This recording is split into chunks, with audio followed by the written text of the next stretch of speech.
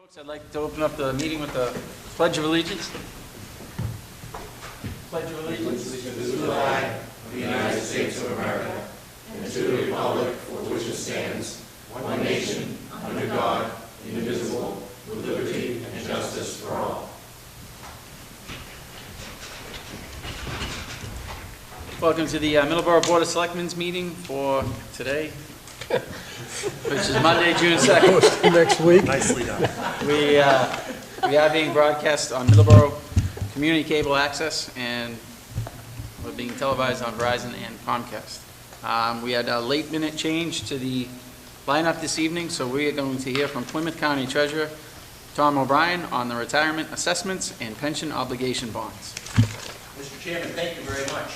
And thank you for taking me a little bit out of order. It's great to be back here. As some of you may know, I served as a state representative from Middleborough from 1996 to 2006. Enjoyed coming here, and I appreciate this invitation by you and by Charlie. Before I begin, I don't know if you folks received your copy of the county directory. I brought some in case anybody didn't get one. Diane, did you get a copy? Did not. So there we go. It's a good thing I brought one. Good thing. Anybody else need a I'll take copy? one, too. You'll take another one? Okay, excellent. Now, please understand, this is from the Plymouth County Commissioners. You all set? I'll take You one. don't take one, why not? Yeah. Jackie, do you need one? Sure. Yeah, why not? Charlie, how about yourself? Of course. Yeah, there we go. Yeah, I brought just the right number. Just didn't right. I?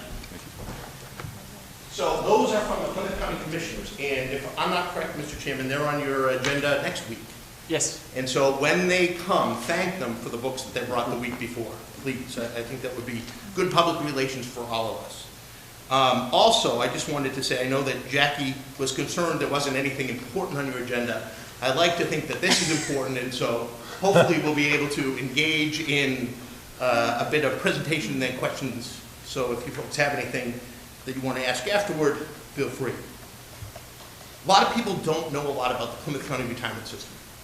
So what if I told you that when I started as the treasurer, the fund had, and I want to get the exact number, $596,508,000 in it.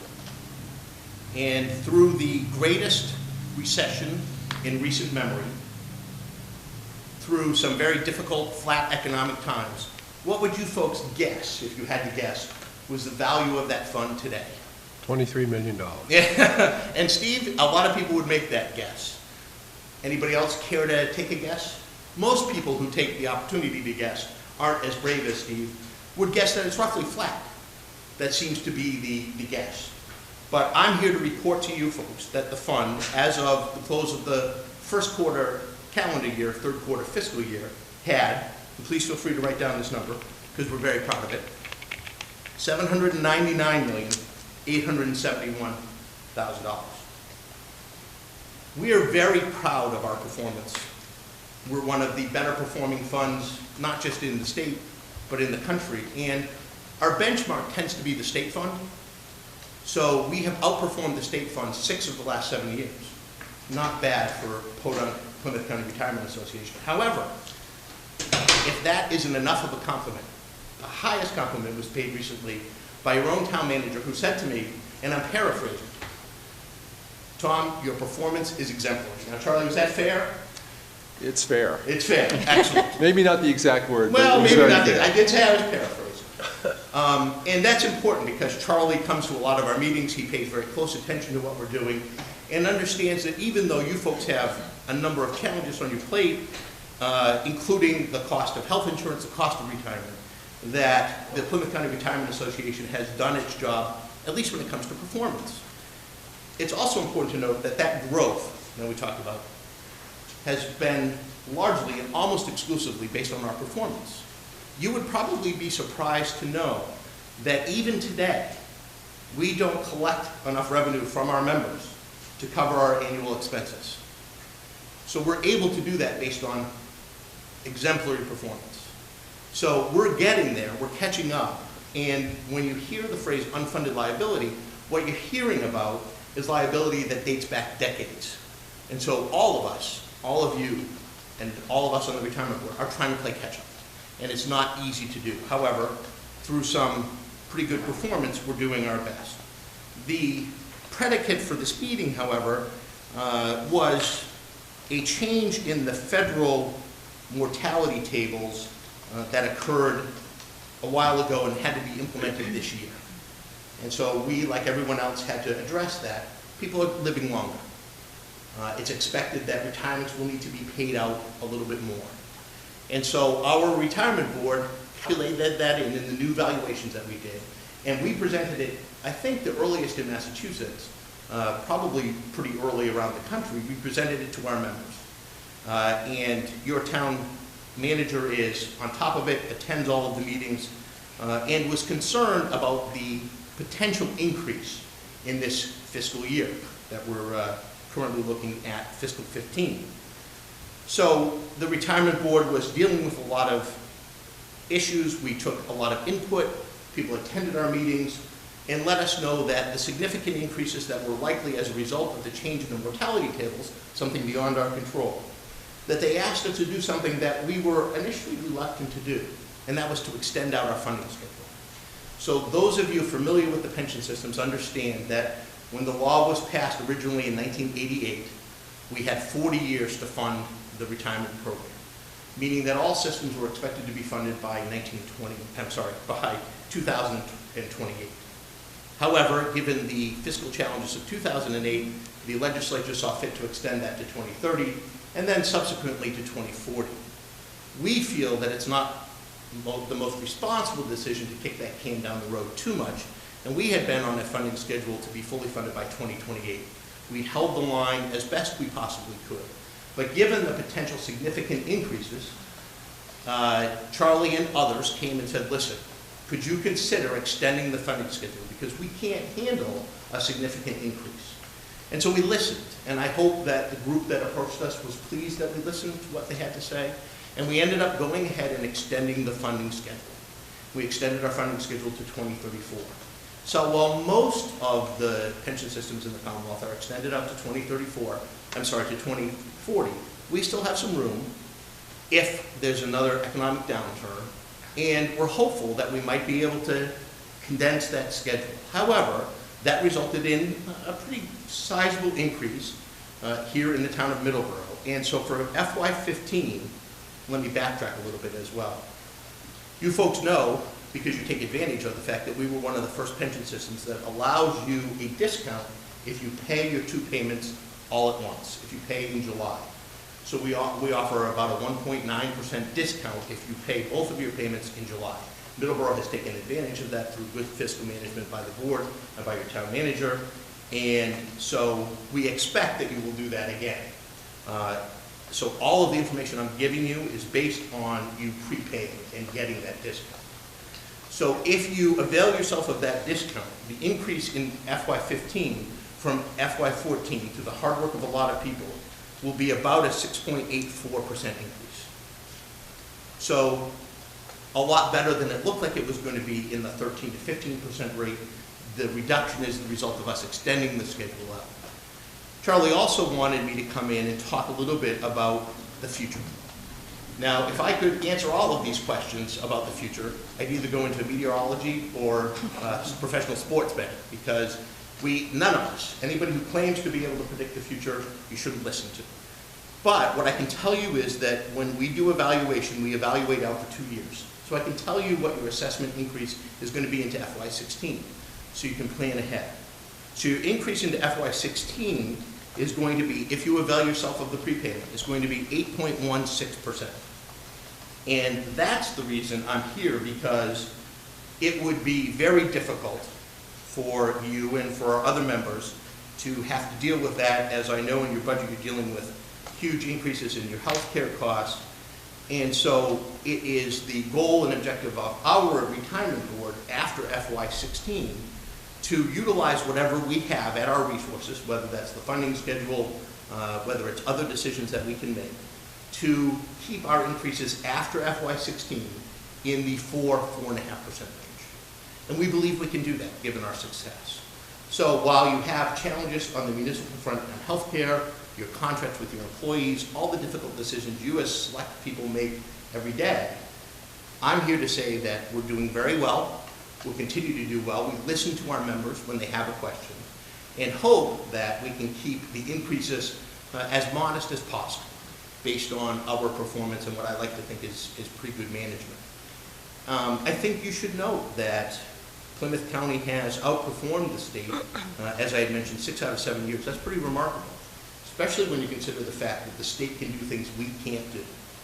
The state is allowed to make strategic fund investments. We have to do fund of funds, and I can answer those questions if you have any when I'm finished. But even with some of the constraints that we have, we outperform the state. In fact, last year we outperformed the state by 200 basis points, and I teased with the state treasurer that had their $5 billion fund been invested with us, they would have made an additional $200 million. So we're pretty pleased with what we're doing. We're also trying to think outside the box. We're trying to say, listen, what other resources, what other opportunities can we avail ourselves of to help save you folks some money, to help you manage a very difficult budget situation.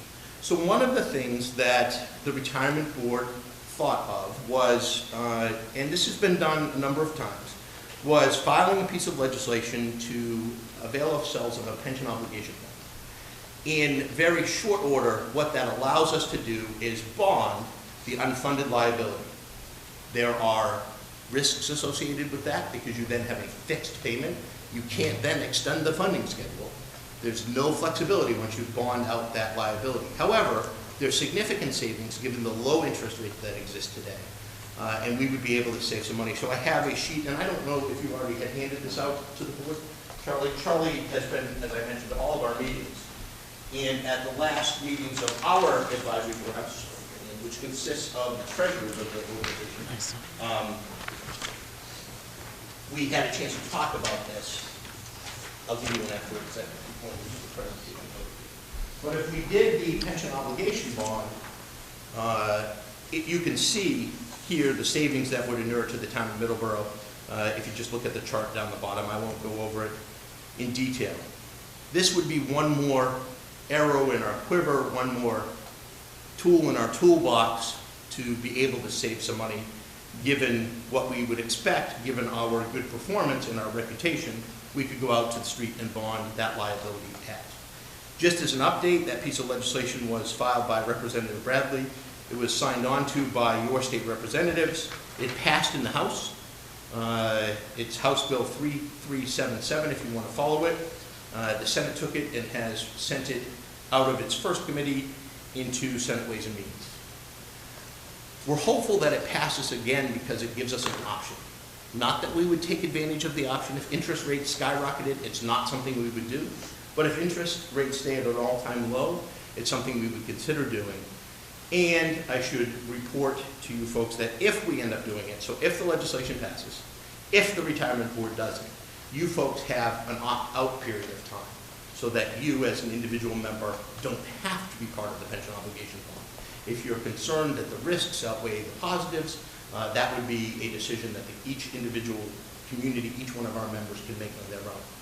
However, Charlie and I thought now would be a good time to at least make a quick presentation about it, let you know the legislation is out there, answer any questions that you may have, both about the efficacy of the legislation and the savings that would inure to the town should we be able to pass it, and should we be able to make a presentation and bond that unfunded liability. We have retained, at no cost to the retirement board, we did an RFP. We have underwriting counsel. That's the Stiefel that you see in the bottom left-hand corner of your chart. They are available as well and can come on and answer specific questions if you have them. I would join them and we would be available to discuss this in more detail. But I wanted to give you a quick lay of the land, an understanding of what it is we're thinking of, opportunities that may be available to us to help keep costs down. Lastly, I just wanted to refer you to our retirement website. Again, we're pretty proud of that. It's www.pcr-ma.org. We're finding a lot of folks going on that, and we have now highlighted the #1 link on our website, which is to our retirement calculator. So people are going on and using that calculator to determine when and if and how they might be able to retire.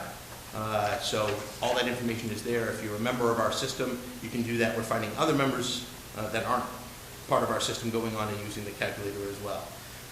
In short, I'm here to report two things. One, the Plymouth County retirement system is doing extremely well. we're pretty pleased with our performance and continue to work very hard on your behalf. Two, we're thinking outside the box, and one of the options we're looking at is a pension obligation bond. There's a lot more I'd like to talk about. You folks were kind enough to put me first on the agenda, given the fact that in a few minutes I'm supposed to be at the Kingston Town meeting making a presentation on the Plymouth County Dredge program. So I really appreciate that. I have a few more minutes. I've allotted it so that we have 5 or 10 minutes for questions. I know I was very quick. I know I glossed over a lot of things, but I want to leave some time for questions and make sure that I addressed any concerns you may have, and Charlie addressed everything that you thought would be appropriate to bring to the attention of the board. Indeed. Let me just say that I appreciate Tom coming tonight. I think as a former accountant of mine once said, you can't argue with cash, and certainly the retirement system has certainly performed well in investing the assets of the system, and they have outperformed the state system, as Tom has told you. On the assessment side, we did have a very large liability that we had to account for this year in terms of mortality tables. The retirement board and Tom in particular listened to our concerns about how that impacts municipal budgets on a year-to-year basis. They spread it out over 2 years. So it's good news to hear that after we get through the next fiscal year, we can go back to a more normal assessment increase of about 4%, and that's something that we can certainly manage. But it is a from time to time you get thrown curveballs, and increases of mortality tables come along every so often, and you have to adjust to them. And that's what we're in the process of doing over these next 2 years. On the pension obligation bonds question, I think there's still a lot of concern. I still have some concerns, and I think we just need to vet the issue and see if it's something that people can get comfortable with. I can tell you that last week the town managers, administrators, many of them from Plymouth County met, and we're going to engage some independent financial advice just to give us an independent view of the proposal, just to have some other information to bring to the boards if the legislation passes in terms of whether or not you want to sign on to this. Any member of the board have any questions? Mr. Chairman. McKinnon? Thank you very much for making this presentation. I appreciate you coming downtown, giving us this information. You're welcome, and thank you guys for having me, and I appreciate the comments that all of you have made that I'm welcome anytime. So You are, I'll take especially you up on with that. money, yes. It does grease the paths a little bit. But this pension obligation bond, this is a snapshot of exactly what we owe right now, or what's projected to owe right now. Does this take into account any new obligations that are going to be coming on board, like somebody who's got only 10 years of service with the town right now? Soon we'll have, eventually we'll have that pension to come up with, and how does that get impacted into this? Because, it's great for the next few years, great, I get out of it, and I can go rest, but if I lock into something today or soon, what about the guys 10 years from now that are going to drag my name through the mud because I did this and left them with a real heartache? That's my concern. So, to elaborate, if this passes, and if the Plymouth County Retirement Association does this, it quantifies the unfunded liability at that point in time. So any future liability that occurs after that will not be part of the bond obligation. So there's a date certain, it quantifies and the advantage is the street then knows exactly what the amount is that they're paying in. We've done a lot in this. We've added some reserves set aside as part of this plan. I didn't go into it in detail, just given limited time. In short, it bonds it at that particular stopping point. Now, it's also interesting because I hear a lot about the pension system in the Commonwealth of Massachusetts. And I want to defend our pension system just a little bit because a lot of people don't understand or appreciate, perhaps, that any employee hired after July 1st, 1996 is more than paying their own pension. because they're 9 plus 2 employees.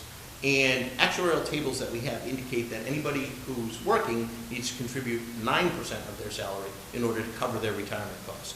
So these newer employees, and I'm one of them, are covering the cost of their retirement. Actually, they're paying more than that. And the reason is they need to help make up the difference for all the people that were at 3%, 5%, 7%, 8%. So my understanding is simply that this liability continues to decrease as long as we continue to meet our bogey, and our bogey is 8.25, because any new employee is going to cover the cost of their retirement.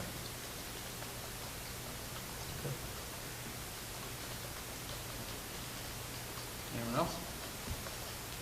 So I think what we expect is that if the legislation passes in short order, we'll have another more extensive presentation with, perhaps some independent analysis as well to present to you to see if this is something that you would want to join on to. So, and knowing the way the legislature works, we'll probably find out, when do they adjourn, Tom? Well, the 31st of July? 31st of July, however, as we know, the session runs through the end of December. This is not a new concept. The Commonwealth of Massachusetts has passed 15 pension obligation bonds. Not everyone has used the pension obligation bond. Of the 109 systems, there are 15 that have the opportunity to do it. 2 or 3 have actually done it. Again, it does come with risks, but it also comes with potential rewards, and you would only want to do it in a low interest rate environment, which we have today. Because what we would be gaining and saving you folks is the difference between what we can bond at and the 8.25 bogey that we have to meet every year. And that's a significant savings, and you can see that in the numbers for Middleborough. But, as Charlie says, the risk is then you're locked in. You have to make that payment. So if we have another 2008, 2009, you're still making that payment. There's not a lot of flexibility. There's no flexibility. It is a very detailed topic. I would welcome the opportunity to come back at any point in time and to bring underwriting counsel if you feel that's helpful. I love to talk about the Plymouth County retirement system. We're pretty proud of what we do, so if you want to talk about any of our investments, I brought a little sheet that I will leave with Charlie so I'm not walking in front of all of you again for the 5th time, which just highlights our assets as of the end of the first quarter 2014, shows you that 799 number that I gave you, and again, we're up so far this year and doing pretty well, and pretty pleased with our performance. But if you'd like me to come in and talk about that, I can bring in my executive director as well. And I know the county commissioners are coming next week. I will be with them to talk about some of the other programs that we have going on with the county. May I ask you a quick question? Yes. It can even be a long question. All right. We had a 6.84% increase in our payment, and this year we're going to have an 8.16% increase. You said that the next couple of years after this year, we're going to go back down. That was largely due to the increase in the mortality tables. So we're going to go back down to about a 4.5% increase each year. If everything worked the way it should, and pension is approved, a pension bond is approved, and you decide to do it when we sign on for it, what type of increase will we see year to year if we tied into that bond? You would actually, and if you look at the chart here, it will show your debt service payment. So it will essentially level off, is the best way to describe it. You will begin to see a point where you're only ultimately going to be paying your normal costs, and you'll see out to 2034, which is where we're currently expected to be fully funded, you get significant savings and your payment drops because you will have paid off your liability in full. The challenge in remaining where we are now is that if we have to extend that out again, it continues to kick the can down the road and you have a higher cost. So you'd see a leveling off is the short answer. Would, and I just came to me, if you extended to 2040, like a lot of other places have, and then bonded that, would that drop our payment down even more so? It likely would. The downside there, I think that's even riskier because it doesn't give us a lot of flexibility beyond that, and should we have another economic Great Recession. That's our last option at that point. That is really our option of last resort, and we do it only reluctantly when people like Charlie make a very compelling case to extend the funding schedule. So we wouldn't really contemplate that. It doesn't make a lot of sense. All right. Anyone else have any other questions? Nothing. Great. Well, thank you guys very much. Thanks for making me feel as welcome as I did a few years ago, and I look forward to coming back. Let's hope it's not in a few years. Let's hope not. Well, I'll be back next week. All right. Thank you guys very much. Thank you, Mr. O'Brien. Any member of the audience have any questions? All righty. Excellent. Thank you. Good luck. Thank you. Enjoy your meeting. Okay, back to our agenda. Unanticipated. Any member of the board have anything under unanticipated? Any member of the audience have anything under unanticipated? All right. Announcements and recognitions. Any Mr. member Chair. of the, Ms. Dalby? Yep. I'm very happy to announce that the town has received $20,000 from the state supplemental transportation budget, which the Tourism Committee had requested for signage and kiosks for the town, so it's now official. Thank you very much. Senator Pacheco helped us get that. Thank you. Also, the past weekend, went to the farmers market opening. Like to congratulate them and wish them all the success. I bought a ton of plants, so Glenn, you're going to be working in the garden. It's good for him. Wear a hat.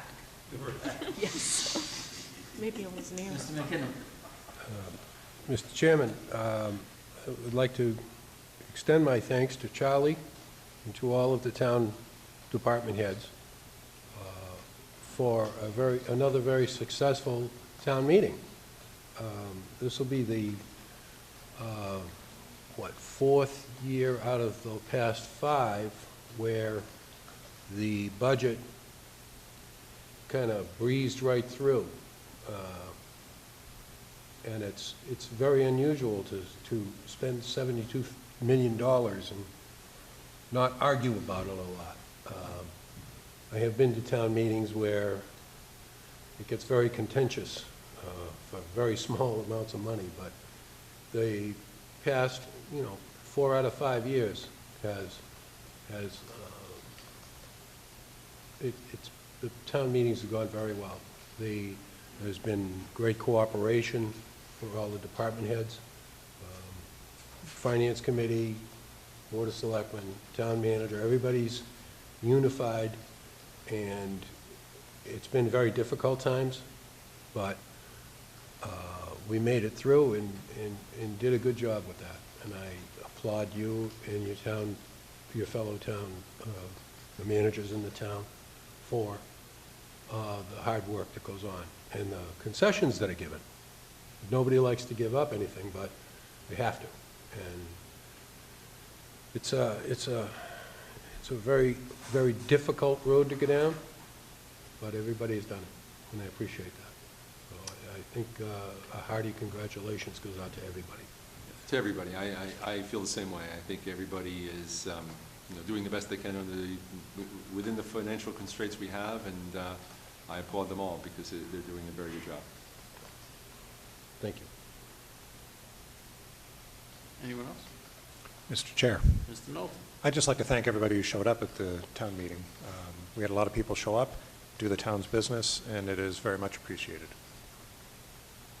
All right. I have 2 quick announcements. One, I'd like to say thank you and congratulations to the Edgeway Park Homeowners Association for the successful purchase of their park. Middleborough Board of Selectmen has been working on that issue for quite some time, and the park's been dealing with it for a lot longer. And I think that this was the best possible outcome. Charlie, you deserve a lot of credit in that. Jackie, you do as well, as does Bob Whalen, Ruth Joffreys, and Gene Spalding, and anyone else I may have forgotten. But Steve, you've been here the longest, and I mean that with the most respect possible. But I think you understand the best exactly how much, and you deserve a lot of credit too, because you kept your eye on the ball on that one, and it's been been a long time coming, and I couldn't be happier for him. I'm glad that this chapter is over for him. I look forward to working with him in the future. I'd also like to announce that our own Selectwoman, Leilani Duffy, has been appointed to the board of the Plymouth County Development Council this past week, so congratulations and thank you for that. That gives Middleborough a voice out for yet another voice on the Plymouth County level. So, any member of the audience have any announcements or recognitions? All right.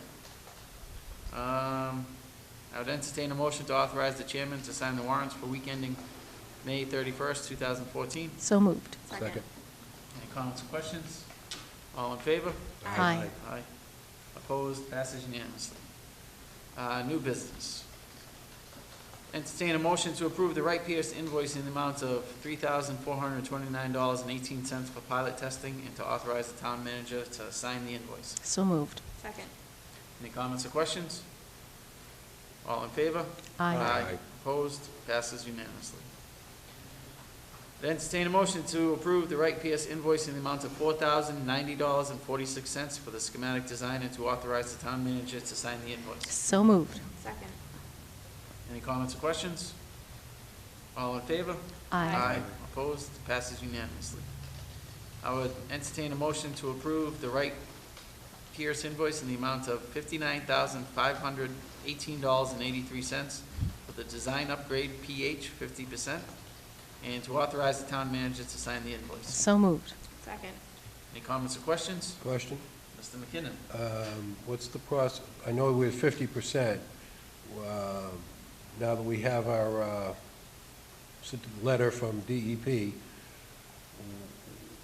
when does it look like we can start construction? Well, now we're, going full steam ahead on design, and the schedule calls for us to finish design by middle of October, to submit our application for 0% financing by, I think it's middle of October, and then we would be out to bid in probably January, and we would have to sign a contract by April 1st in order to be eligible for the,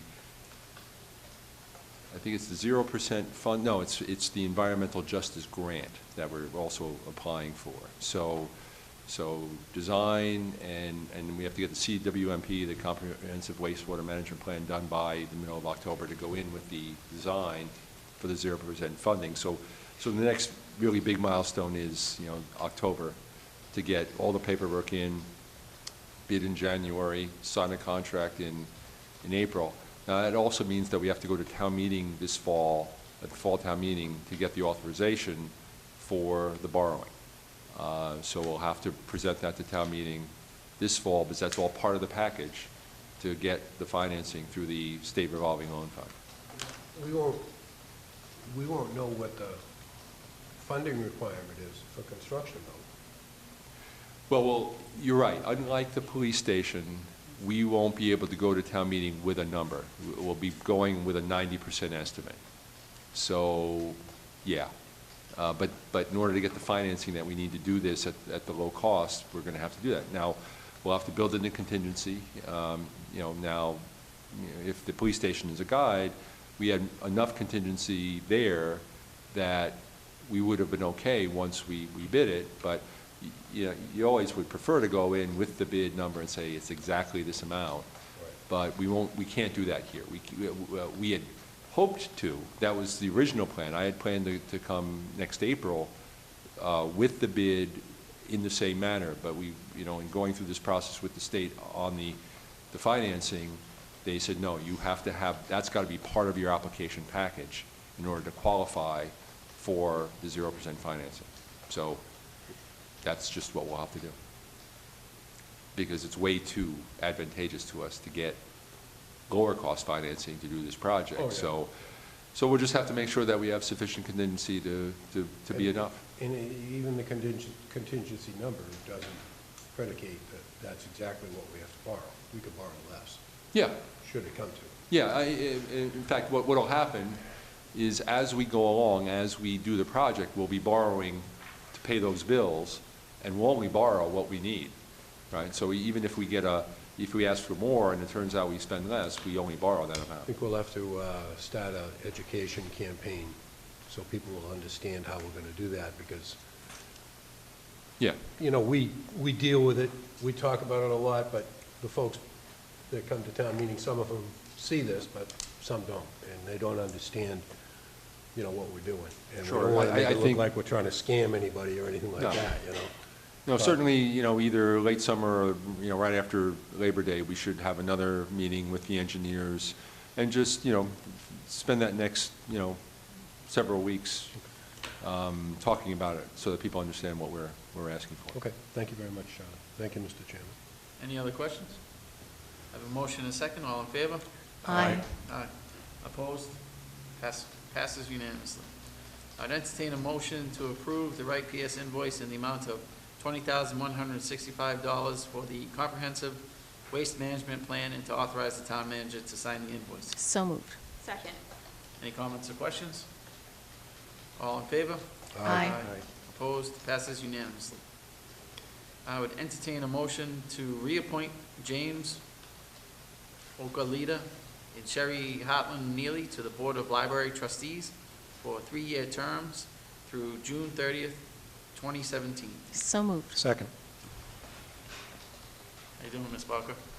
Good evening, Danielle Bowker, Library Director. I'd just like to thank you for taking care of this little piece of business, and let the public know that we will have, as of July 1, one vacancy on the Board of Library Trustees, and anyone who's interested in perhaps filling that vacancy can send a letter of intent to me at the library or give me a call, and I can describe the duties and such to them. And then we will take the Board of Trustees will meet with all of the interested candidates and suggest to you someone for appointment to fill that seat in the summer. How often do you guys meet?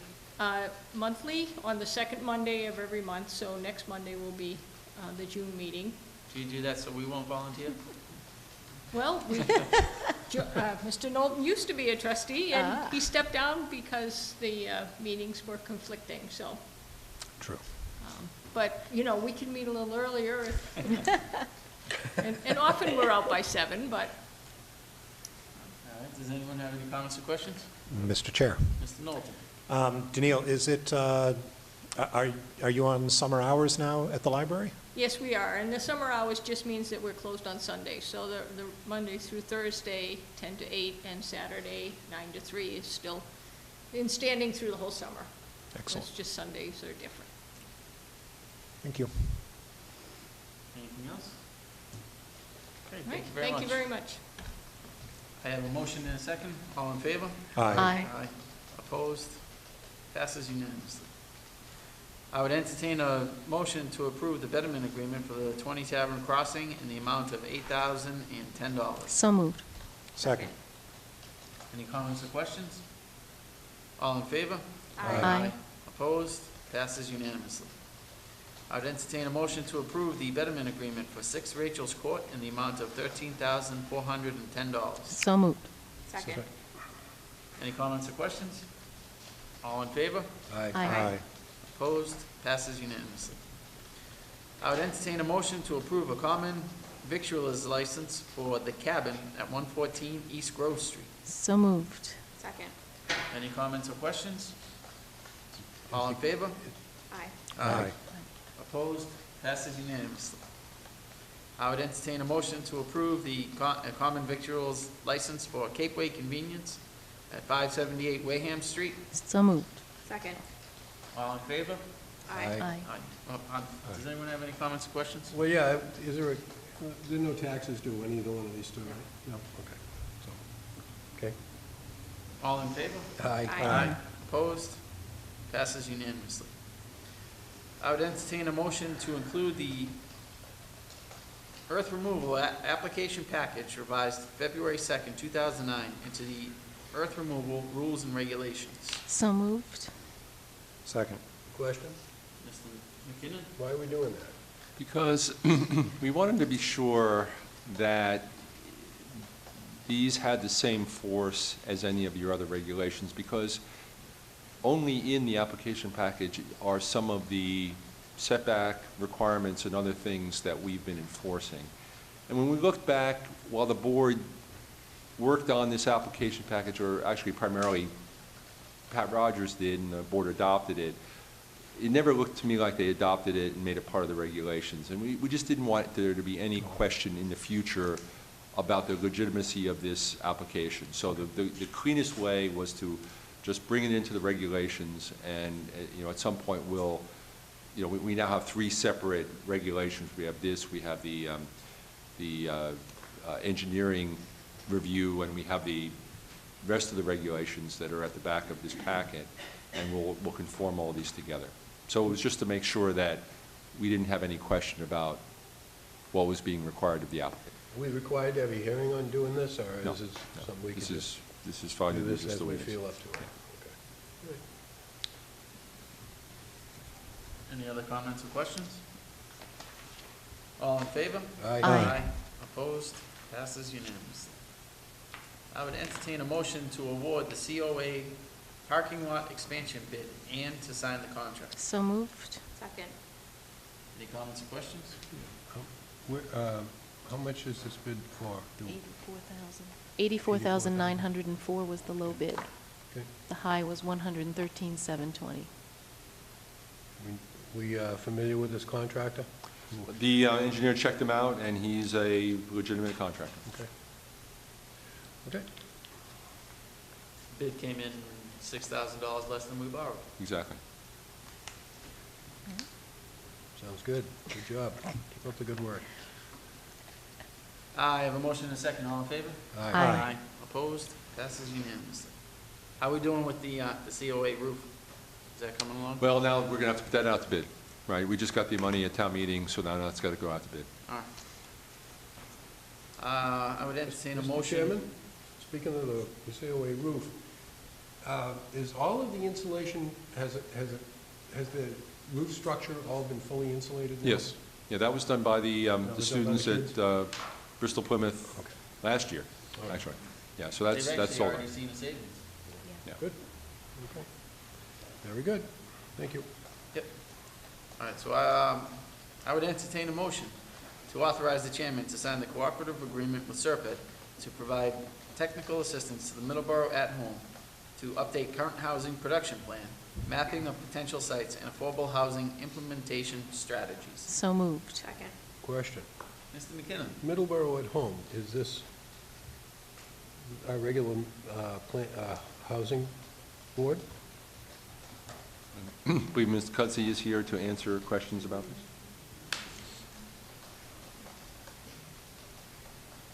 Good evening, Jane Cudsey, Middleborough Office of Economic and Community Development.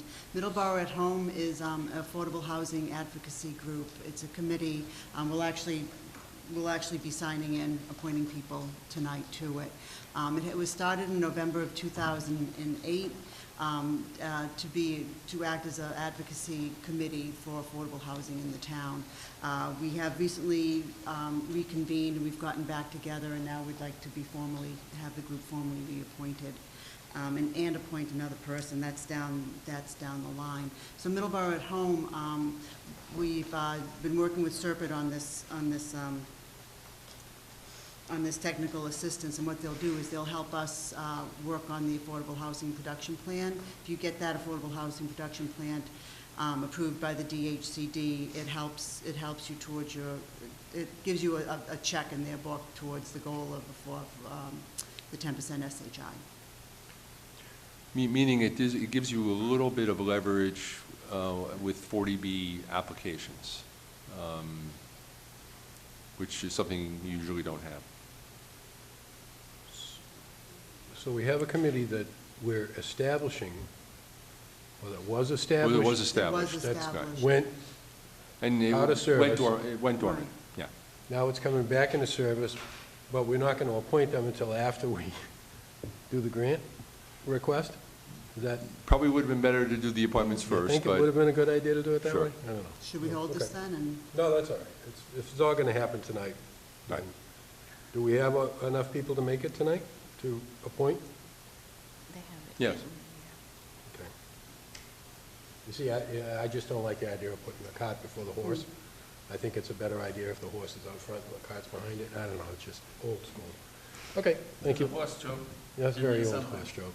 It's a town of horses. All right, I have a motion and a second. Any other comments or questions? All in favor? Aye. Opposed? Passes unanimously. I would entertain a motion to authorize the chairman to sign an affordable housing restriction on the property at 36 West Grove Street, being repaired through the FY13 Fairhaven Middleborough Housing Rehab Program. So moved. Second. Any comments or questions? Ms. Getzey, do you want to tell us a little bit about this? I know this is one of the grants we were working on. Yes, this is the joint grant with the town of Fairhaven. The Fairhaven is a lead community. We received $150,000 to repair approximately 6 units. We have 2 units that are right now under repair, this being one of them. This is a single-family rental unit, so this will keep this affordable for 15 years. So the restriction will go on the deed. Mr. Chair, is this a town-owned property? Or, No, this is a private property. So we repair it, but in exchange for repairing it or funding the repairs? We give them, this program, we mainly give loans out. 80% is to be loaned out at 0% interest to be reimbursed back to the town. We take those funds, called program income funds, and use those towards other projects as well. So this is a loan, it's a 0% interest loan to the homeowner. And then it stays affordable housing for 15 years? 15 years. what happens if the homeowner sells? It stays affordable for 15 years. That will go, that's with the deed. That's not bad. Mhm. Okay. And this counts against, for our percentage? You know, I'm actually looking into that right now. I was originally told by the DHCD that it doesn't count, but I recently saw an application to the SHI that included home repairs, so I'm researching that right now.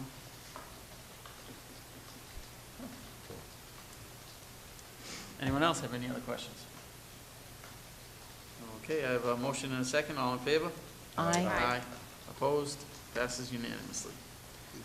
I would entertain a motion to award the lease of the Town Hall cupola space to T-Mobile Northeast LLC for a wireless telecommunications facility. So moved. Second. Charlie, you want to tell us a little about that? The original lease was for 10 years. It expired, I think, last month, and T-Mobile, we put out an RFP. T-Mobile was the only respondent, and as you can see, the payments range from $25,000 up into the low 30s over the 10-year period. And it rose by, I think, 3% a year. Beautiful. Mr. Chairman? Yes. Mr. McKinnon? I think we have an opportunity here. I would like to see this money isolated to be used for repairs in the town hall. I know we've been doing capital planning, and previous trustees have been giving money to assist in repairing the town hall for various problems that we have with it.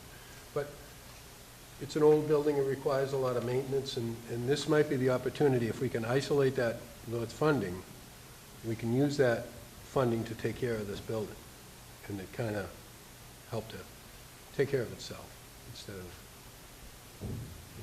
relying on somebody else or another fund. So I would like to see this money put into a stabilization fund or an account to be kept for maintenance of the building. I think it's found money for us, so let's use it for this facility. Well, it's really not found money because it's already in because we've been getting it for 10 years, it's already in our local receipts. So if we take that out, then we're short $25,000 or 22. I think the last payment was 22. So that's the only, I mean, if this were found money and we hadn't counted on it, So then I had to be here like 10 years ago in order to be ahead of the curve. Yeah, on this, 10 years ago it would have been found money, but, but right now it's money we would have to take out of the general fund, which supports everything. Okay. Disregard. Mr. Chair, so that is annually, correct? Yeah, that's an Okay. annual amount, $25,000, $10 in the first year, going to $32,632 in the 10th year. Okay, thank you. Maybe in the future, if we get something else, like another antenna or whatever it may be, we could think about putting it in a maintenance fund for whichever building we use. Sure, and remember, when we did negotiate the new pilot payments with the gas and electric department, we did take that extra money, and we've been putting that into capital projects. And you see that on the forecast, that's grown now. That'll be up till $300,000 next year. So that was found money, because we had gotten a very low amount prior to that. So we did take a pretty big chunk of money and dedicate it to capital. So, so basically, I fundamentally agree with the idea, and I did recommend it, but not when it means that we're taking money away from all the other services. Yeah. There'll be no infrastructure change up there at all. It's just what's already there. Yeah, it's what's already there.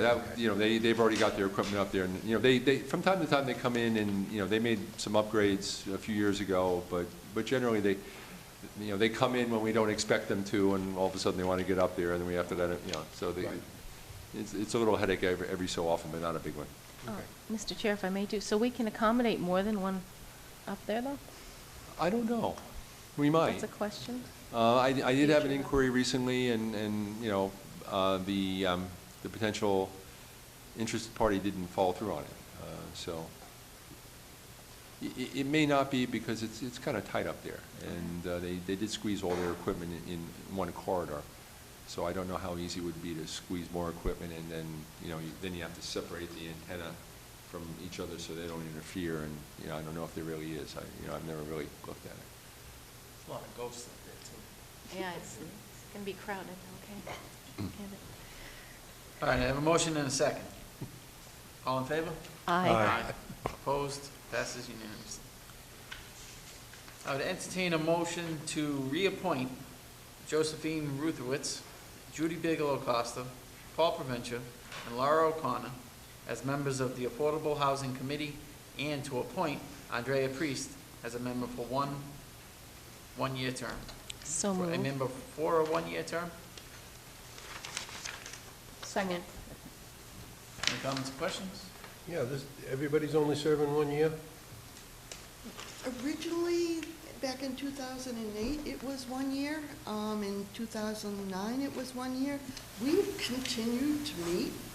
We didn't realize we had to be reappointed until recently, so that's why we're here. So I don't know, it's the selectmen who did it, so I don't know if we're all supposed to be 1 It's year. always the selectmen's fault. Yeah, okay. If you want to stagger it, I doesn't make any difference. We're all the same people other than Andrea's new. But I thought I'd give you a little bit of an update, what's happened in the last several years. When we first started in 2008, the first thing we did was try to develop a list of affordable apartments, rentals in town, and also 40B homes, lotteries in the area. So we have that. That's at my office, at the Housing Authority, so people can come in. The one thing I really want to tell people is right now we have an affordable 40B resale, and it is a 3-bedroom, 2.5 bath in Middleborough in the purchase. If you want to make an offer on it, they're asking $192,700, which is a fantastic price to keep it affordable. If it goes past August 5th, it can be sold at market rate, and it comes off our subsidized housing inventory. So we're really pushing that. We have others. We have a 2-bedroom at $149,900. That's in Lakeville, but we have a lot of local apartments, and we give it to food pantries, the COA, Jane's office. Anybody who wants it can come in and look. But that's really been helpful to a lot of people, just to keep that list updated. Mr. Chair, if I could ask a quick question, could you just address, for people who want to apply to these, there is an income limitation on that? Yeah, so it's family size and income limit. So a single person is, I think, $44,000. don't quote me. A family of 4, I think, is around 68,000. So there are income limits in assets that go into it. But a lot of people are going to be first-time home buyers, and you qualify for other grants, down payment assistance, stuff like that. So it's a 3-bedroom for $192. Fantastic. It is a condo. It's not a freestanding house. So. Do you have a website where this information is available? I have it at the Housing Authority. It's on the bulletin board in the office. Jane has it. Anybody in the Affordable Housing Committee has that information. We've been working with the town planner and Charlie on this because it is coming off the inventory.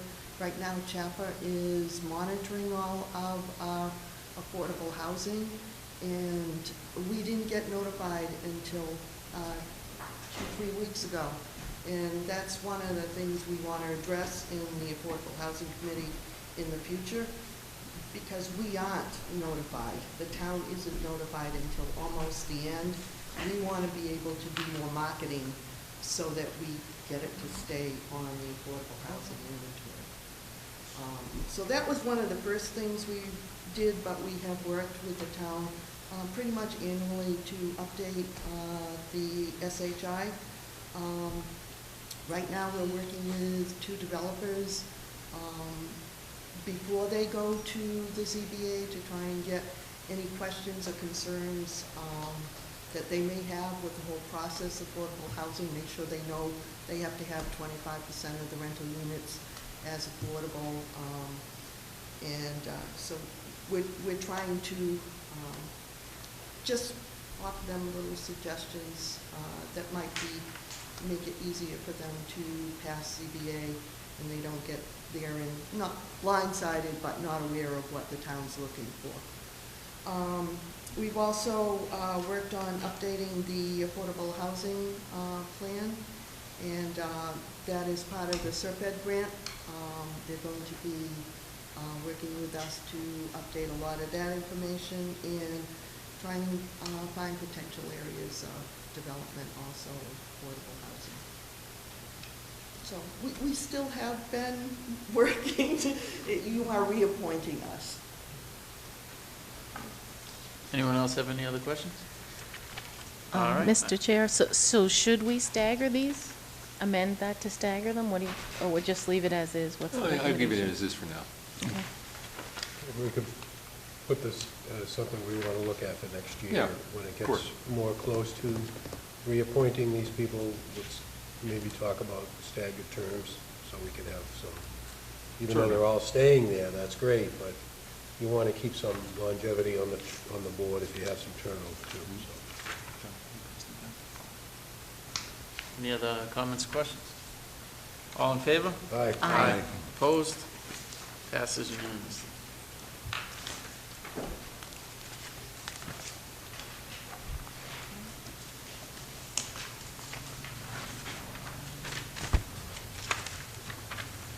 All right. I would entertain a motion to award the SERSG, what is that, Southeast Regional yeah. Sewer something? Southeast Regional Services Group.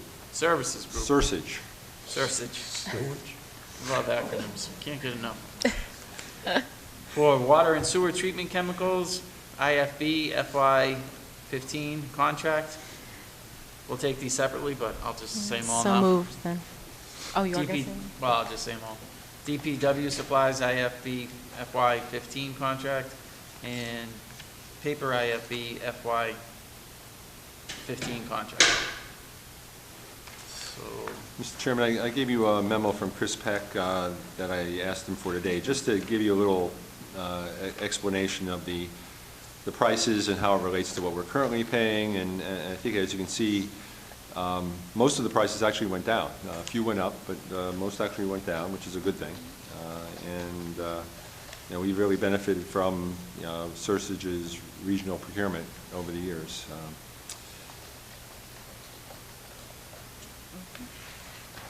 so if you ever wanted to know how much a manhole cover costs, now you know. way too much money. Yeah. Well, they gotta have a pretty good life expectancy, right?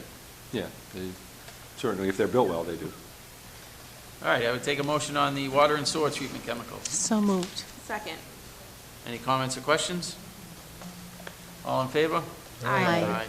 Opposed? Passes unanimously. Entertain a motion on the DPW supplies.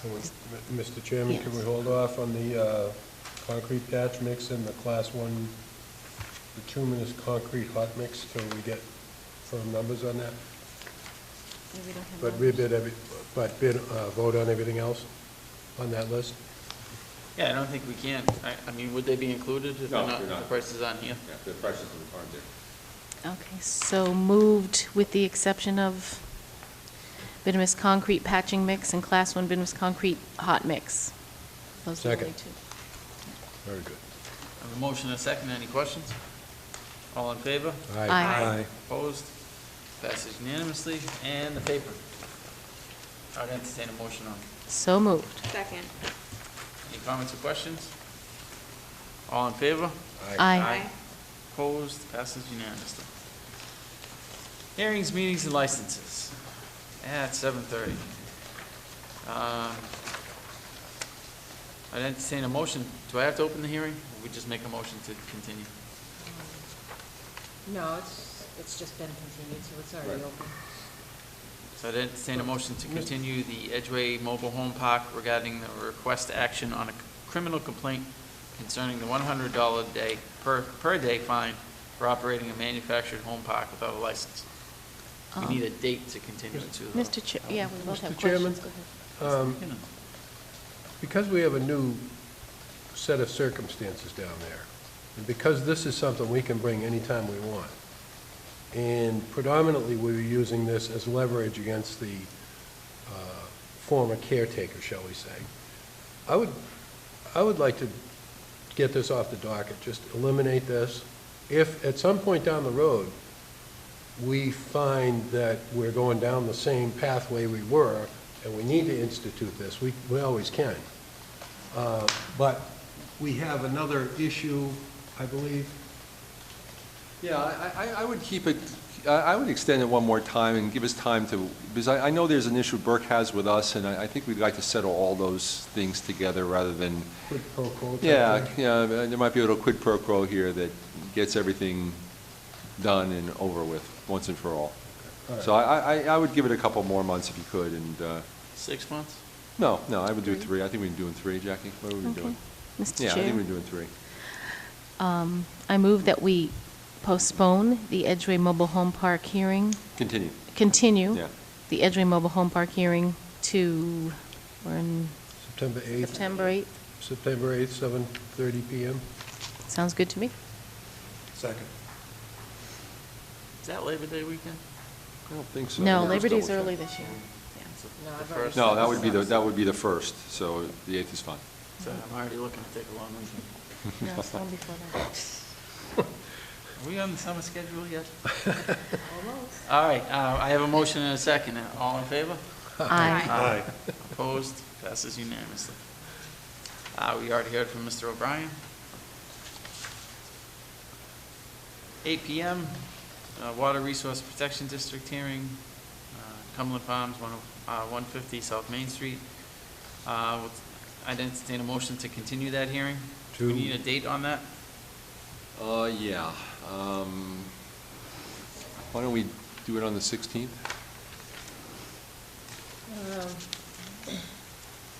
We can. We I don't know have- if it'll go forward, but we have 3 hearings. We have that 3 night. hearings that night. Yeah, it's just that I think it would be good to see if we can wrap this up too. Okay, so we'll keep it at the 16th? So, I want to say 8:15. The liquor license won't take any time. The others might run a little bit longer. 8:15, why not?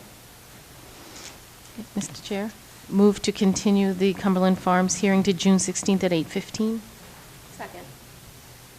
I have a motion and a second. Any comments or questions? All in favor? Aye. Opposed? Passes unanimously. All right, go to the town manager's report.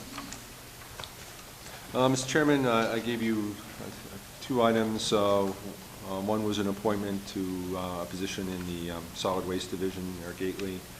And then the other was a memo from Chris Peck about the plans for road work in the coming year, the coming season. As you know, we're getting well into the season, and even though we are waiting on the pavement management plan, he feels it's prudent to get started on some projects right now, and he reserves some money in the event there's something on the plan that we really need to get to as well.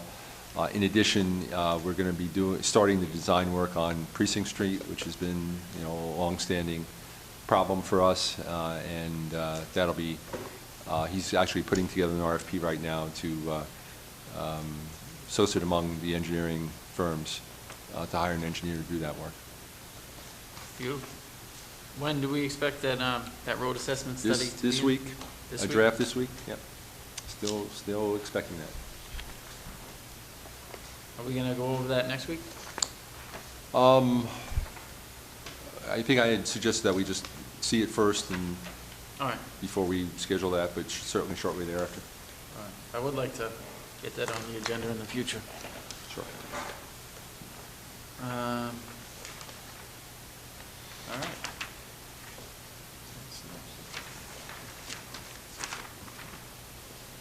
Correspondence. Mr. McKinnon.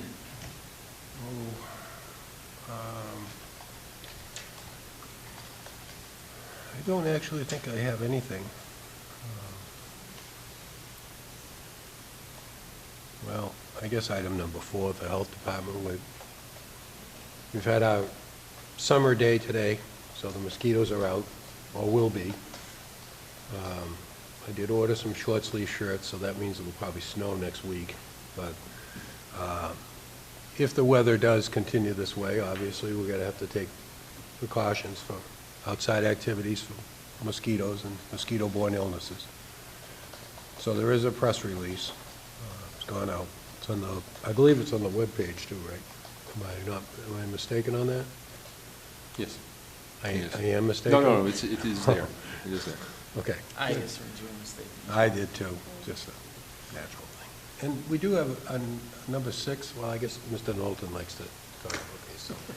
All right, that's it for me. All right. Thank you. Well, he called you out, so we'll go right over to Mr. Knowlton. Yes, I had it on my list. Number 6, we have a posting for the town of Middleborough, an information technology department, data processing administrative technical assistant. Town of Middleborough is accepting letters of interest and resumes for the position of data processing administrative technical assistant. Position is responsible for performing hardware and software troubleshooting, day-to-day operations of data processing department and maintenance of department files and records, coordinates and/or performs training programs for system users on appropriate applications, coordinates training and instructions for new and existing programs. Qualifications are a bachelor's degree or equivalent, minimum 2 to 4 year mid-range AS400, whatever that is, and microcomputer work. Working knowledge of installed computer software, ability to provide training and/or instruction, or instruct employees on computer software and hardware. Position is 40 hours a week, salary per GMEG skilled services level. For a complete job posting, visit www.middleborough.com, employment opportunities. Submittal deadline is June 11.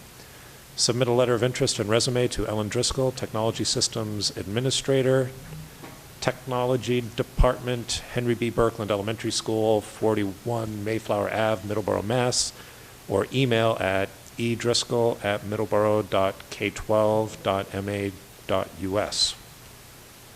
And that's all I have. Okay. Ms. Stewart?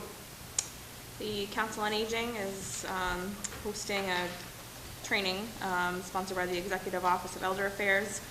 It's on Tuesday, June 10th, lunch at noon, program at 1, and it's an overview of the role of protective services, referral process and timeline, in collaboration with local resources. So you can contact Andrea Priest at the Council on Aging, 508-946-2490 to sign up, or if you have any questions. Okay. Ms. Delphi? Just number 14, Melissa Guimont has been working with the Parks Department, and she also talked to the conservation agent about putting a dog park in Middleborough, and to that end, she has applied, or not applied, yes, I guess, to a contest to win $25,000 to $100,000 to put this dog park in. It's my understanding, if it's approved and once it's put in, that they actually charge a fee for it, so it would be self-supporting. So if you would like to have her win the contest money, you can go to petsafe.net/bark-for-your-park/city/27361. It's long, guys, sorry. / Middleborough, no UGH, -MA / and vote to have Middleborough win the money for the dog park. You gotta win money just for getting that. I agree. Address right. Yes, that's all I have. Melissa actually does a lot of stuff. She Does. founded the Middleborough Mess Movers, so she's not just somebody who's Nope. she No, doesn't just want something for nothing. She's done her research and she's checked with all the appropriate departments and, you know, Mr. nothing. Cass is actually looking to supplement the income for the proposed dog park by selling advertisement on the Right. fence, Yeah. rather than charge the citizens. So Yes. this is, It'll definitely be a revenue source. yeah, it's a win-win for the town. If we get a dog park, and it's even better if we win this contest. Yes. So please vote. It's on Facebook as well. A couple ones that I'd like to speak to. Brew Associates, number 10, and the Rockland Industries site. I see Ms. Cassidy is sitting in the back, if she'd like to address. No? They're appealing the decision again, so 42 years and counting. We still don't have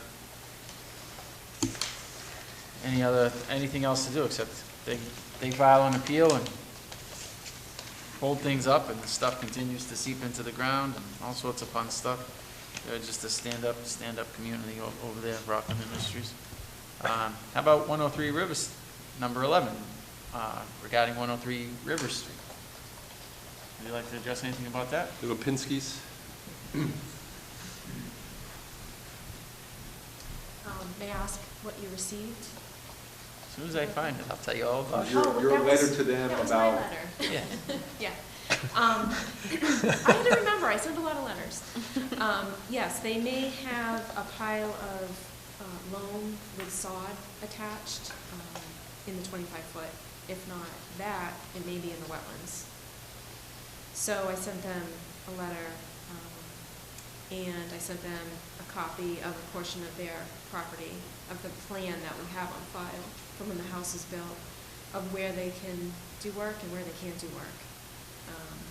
I remember when we had the public hearing for this house, some of the commission members suggested that we put 25-foot markers because it's a field and it's hard to distinguish where that zone is, and the vote was not in favor of that. So there are no markers there, so these people don't know where the limit is. So hopefully now they will. I actually had a neighbor come in today and show me pictures. But I've personally spoken with the owner, and then I sent them this correspondence. They were, I guess, digging for the garden, and they put the spoils there. So I wanted to let you know, since you are also the water commissioners and oversee that WRPD bylaw. Right, this actually falls under our jurisdiction, so we should, I appreciate the notice, but we should keep a close eye on this. All right, thank you. Mr. Chair, my name is Brian Junior. I had a question through you to the conservation agent. Is how much in fees did we collect with regards to this property so far in the last year, handling all this outside garbage that we're trying to deal with? Have we collected any fees?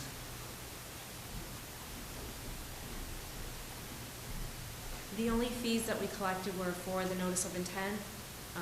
That fee was $110. A portion of that came to the town, and then another portion of it went to, it's not quite 50-50. It's a little calculation. So we get a little bit more, and the state gets a little less. How many years ago was that? That was probably at least 2 years ago. 2 years ago. You got about $50. Yeah. All right, good to know. Yep. Yep. Passing that savings right on to the taxpayer. That's it for me. And with that, I would entertain a motion to go into executive session to consider the purchase, exchange, lease, or value of real property and not to return to open session. So moved. Second. Poll vote, all in favor? McKinnon, yes? Yes. Yes. Yes. Chair votes yes. We are now in executive session. Thank you very much.